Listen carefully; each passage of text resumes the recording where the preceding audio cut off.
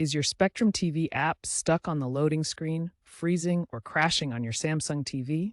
You're not alone. These issues often stem from software incompatibilities and memory limitations. First, ensure your internet speed is at least 10 megabytes per second. Then, force quit the app through your TV's settings menu. Next, clear the app's cache and data. Finally, check for and install any available Samsung TV firmware updates via the Smart Hub. If problems persist, try deleting and reinstalling the Spectrum app. Reboot your TV after each step. These basic resets resolve most common problems, often related to temporary data buildup.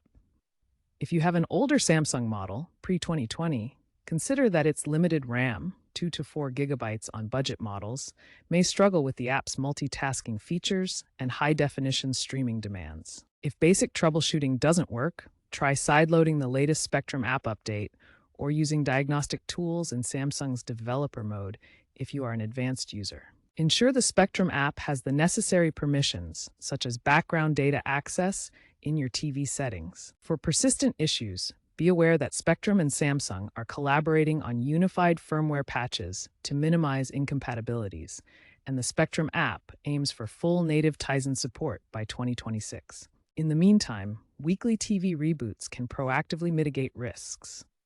Spectrum has also integrated AI-driven diagnostics to predict and prevent crashes, sending alerts before they occur.